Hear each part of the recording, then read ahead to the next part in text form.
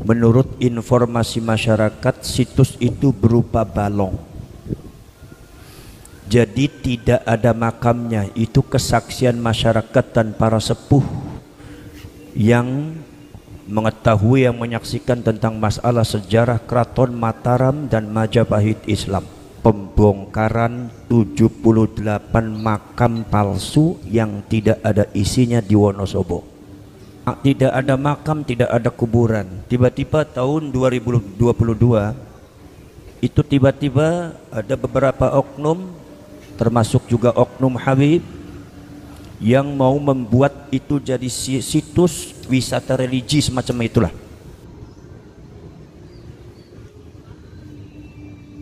Sampai 78 makam dibongkar, sampai berapa meter tidak ada isinya. Astagfirullah. Begitu datang itu minta uang, diamplopi, kalau seumpama diamplopi sedikit marah-marah, ngamuk-ngamuk, sampai konon katanya masyarakat dan panitia daripada Haul Jam Bayi Ishak ini akhirnya kemudian saudara-saudara sekalian katanya mengeluarkan dana yang sangat besar untuk para habaib. Akhirnya terus datang tambah banyak. Ada satu cerita, ini menurut keluarganya Bayi Ishak cerita sama saya. Ini yang harus jadi pelajaran kalian semua. Ceritanya ini menurut keluarganya Bayi Ishak, itu Habib ceritanya membuat makamnya Bayi Ishak, tetapi bukan di makamnya Bayi Ishak, tapi di sampingnya. Astagfirullah. Akhirnya profesor ngeyel, Pak, ngeyel, malah berantem, akhirnya sempat jadi kisruh, Pak. Tiba-tiba mereka semua bukan membuat makam palsu, tetapi buat makam palsu itu ada tujuannya. Apa tujuannya? Ternyata mereka mau mengadakan acara haul sendiri, dan akhirnya haulnya Bayi Ishak ada dua, satu yang asli, satu yang palsu. Dan itu sudah dilaksanakan mungkin kemungkinan sekitar 4 kali. Yang jadi pertanyaan, kenapa ku mengizinkan? Padahal itu tahu makam palsunya Bayi Ishak. Kenapa lurah mengizinkan? Kenapa Kapolsek mengizinkan? Kenapa Dan Ramil mengizinkan? Inilah bangsa Indonesia, kadang-kadang pengecut membela bangsanya sendiri. Kulo badhe cerita. Satu, yang pertama kali cerita tentang pembongkaran 78 makam palsu yang tidak ada isinya di Wonosobo. Dibuat menurut catatan masyarakat tahun 2022, jadi 2 tahun yang lalu. Saudara-saudara sekalian, di situ ceritanya ada situs Jowo.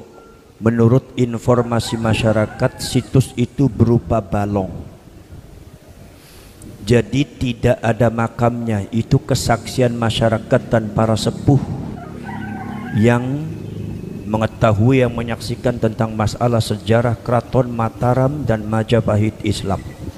Di situ tidak ada makam, tidak ada kuburan. Tiba-tiba tahun 2022 itu tiba-tiba ada beberapa oknum, termasuk juga oknum Habib, yang mau membuat itu jadi situs wisata religi semacam itulah.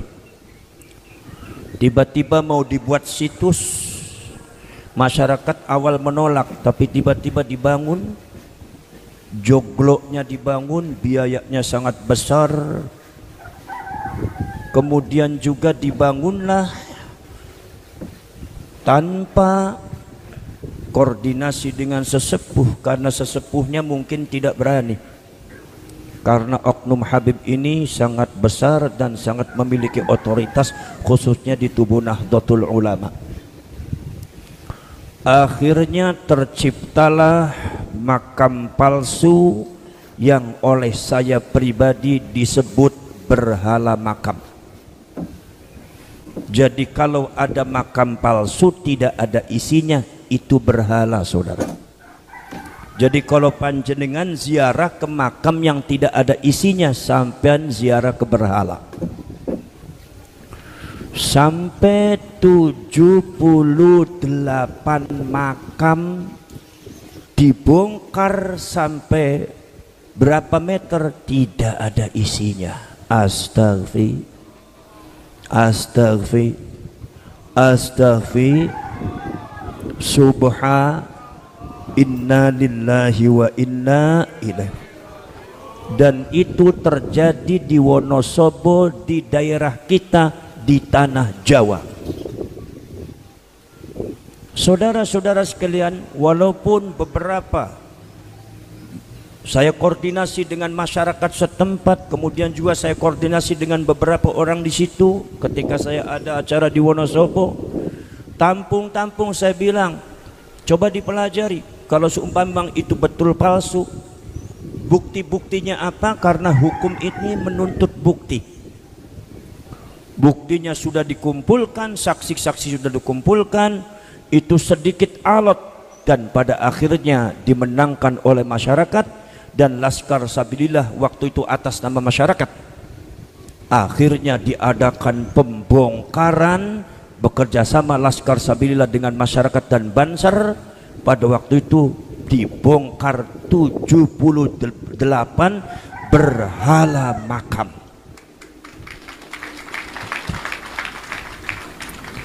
Ada sebuah catatan pertanyaan yang sangat tajam bagi saya pribadi, yang mungkin akan menyakitkan Anda, tetapi ora apa-apa, disuntik memang sakit tapi ben waras sampean. Gini apa mboten? Tahun 2022 ke 2024 berapa tahun? 2 tahun, 1 tahun berapa bulan? 12 berarti 2 tahun berapa bulan? 24 bulan. Saya tanya, di situ ada Pak Bupati tapi Pak Bupati diam. Di situ ada Pak Lurah tapi Pak Lurahnya diam. Di situ ada Nahdlatul Ulama dari NU-nya diam. Banser Wonosobo itu paling banyak, sampai katanya ada 40.000 sampai 60.000 banser. Fasilitasnya juga bagus, sudah kompak. Di situ ada banser 2 tahun itu dibiarkan. Di situ ada kiai tapi dibiarkan. Astagfirullah. Ini ada apa ini? Sudah tahu itu adalah makam-makam palsu, sudah tahu itu adalah situs Mataram, situs Majapahit. Kenapa semuanya bungkam? Kenapa semuanya diam ketika bangsa ini dijajah lagi? Ketika bangsa ini dibuat kebatilan dan kemungkaran, ketika bangsa ini kemudian dicabik-cabik dengan sejarah-sejarah dan makam palsu, kenapa Anda sebagai bangsa Indonesia diam? Mana NU-nya, mana Muhammadiyahnya, mana katanya Anda itu Jawara Mataram, Jawara Majapahit? Kenapa pembongkaran itu terjadi setelah muncul masalah isu nasab? Kenapa pembongkaran itu terjadi setelah dibentuknya Laskar Sabilillah dan Perjuangan Wali Songo Indonesia? Ini pertanyaan. Jadi saya gak paham. Ini ada Pak Lurah, kenapa seperti itu? Ini ada seperti, kenapa seperti itu? Satu, ini yang jadi pertimbangan panjenengan. Nomor 2, saya mau cerita lagi tentang masalah yang berkaitan dengan apa namanya, satu cerita dari Jatinegara, yaitu adalah dari keluarganya Mbak Yai Ishak, Jatinegara Tegal dekat Guci. Kalau Jatinegara nggak ada yang paham, kalau Guci insya Allah paham sedoyong nggih. Nah, poros cerek, poros dulur, di situ ada Mbah Buyut ulama besar namanya Mbah Yai Ishak, anak putune wonten teng mriku. Kemudian setiap tahun dihauli, beberapa kali tahun dihauli. Tiba-tiba Yahudi Ba'alwi pada datang satu persatu karena husnudzon pada waktu itu. Ketika itu masyarakat mengira bahwa mereka semua adalah cucunya Rasulullah, maka dibiarkan. Datang satu persatu, akhirnya lebih daripada 25 sampai 50 orang. Begitu datang itu minta uang. Diamplopi, kalau seumpama diamplopi sedikit marah-marah, ngamuk-ngamuk, sampai konon katanya masyarakat dan panitia daripada haul yang bayi Ishak ini akhirnya kemudian saudara-saudara sekalian katanya mengeluarkan dana yang sangat besar untuk para habaib. Akhirnya terus datang tambah banyak. Ada satu cerita, ini menurut keluarganya bayi Ishak cerita sama saya. Ini yang harus jadi pelajaran kalian semua, dan harus jadi pelajaran bagi Nahdlatul Ulama. Saya mohon Kiai NU, pengurus NU, jangan takut, jangan jadi pengecut. Ada seorang pengurus NU itu, Suriah NU ada itu, tidak berani duduk sama saya, nggak berani. Alasannya saya takut di framing gimana. Ini orang, ya Allah, saya nggak bisa bicara apa-apa kalau sebegitu. Kalau cuma duduk sama saya nggak berani, bagaimana Anda akan menghadapi penjajah? Bagi saya orang semacam itu tidak layak jadi pengurus NU. Saudara-saudara sekalian, kemudian saudara-saudara sekalian, begitu akhirnya ceritanya ini menurut keluarganya Mbak Ishak, itu Habib ceritanya membuat makamnya Mbak Yai Ishak, tetapi bukan di makamnya Mbak Ishak, tapi di sampingnya. Astagfirullah, di samping makamnya Mbak Yai Ishak. Kaget keluarga karena tulisannya Mbak Yai Ishak. Akhirnya keluarganya protes napa mboten?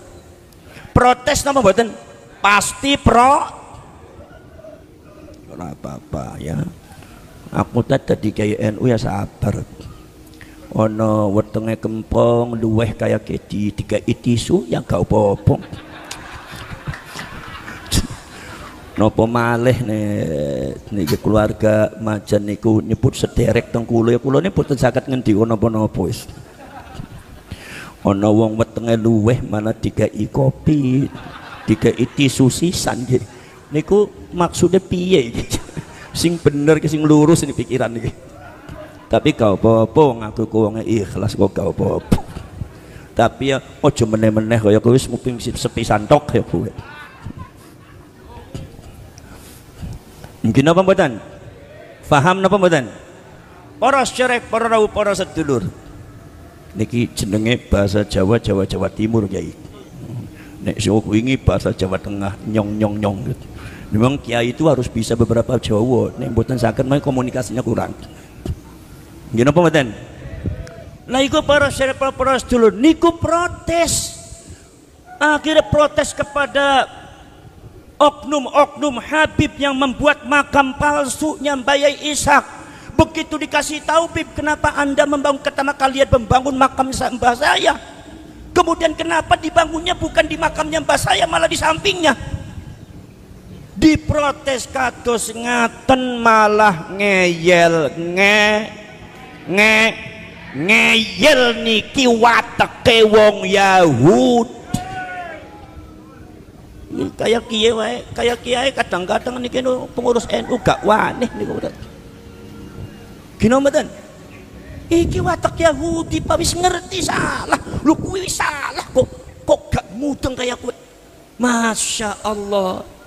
Mudah-mudahan ada satu hari kebangkitan daripada Nahdlatul Ulama untuk menangani itu semua.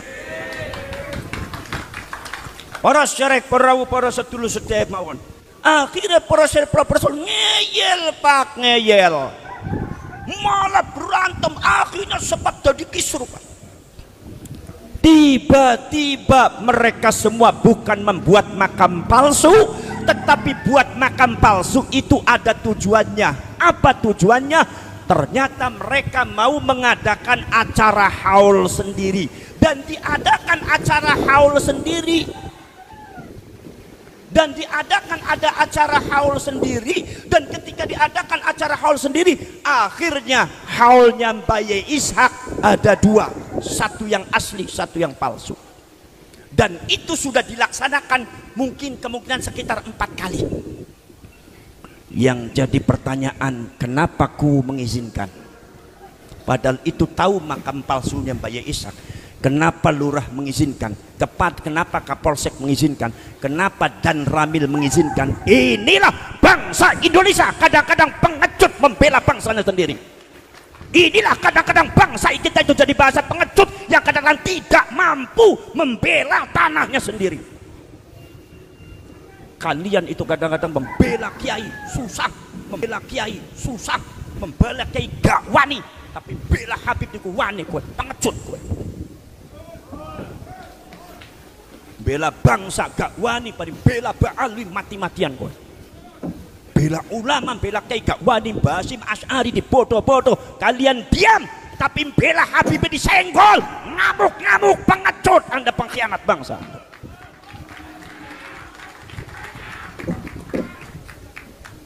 Is keplok pek apa keplok. Wong macan bisane mung keplok tok, isone mung keplok tok. Nek ngadepi Pak Alwi ya wedi kabeh gak wani. Ya wis keplok mawon. Kan sing dikaplok ini kok kan tangane piyambak niki mboten napa-napa, gak ono resiko kok keplok.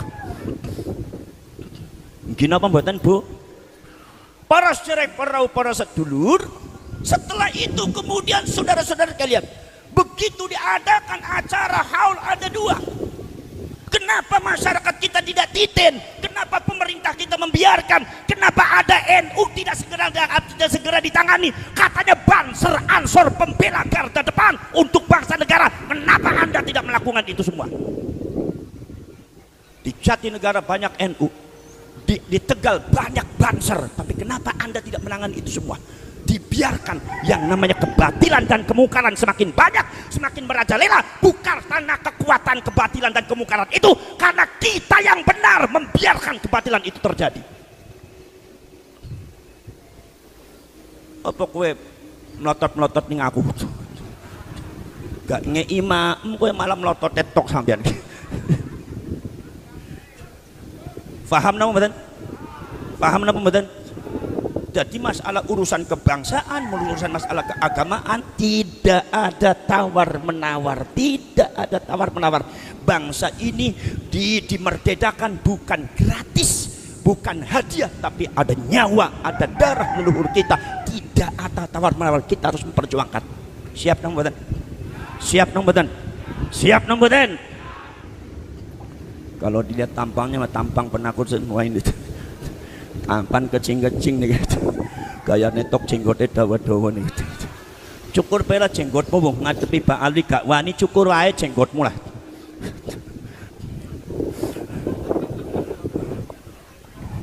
Jenggotnya dawa gak ngerti nahwu shorof, gak ngerti tajwid, jenggotnya dawa, udung-udung gede semban traktor, tasbih seklopo-klopo, sorban numpuk telu, nganggo jubah kaya Batman arep mabur.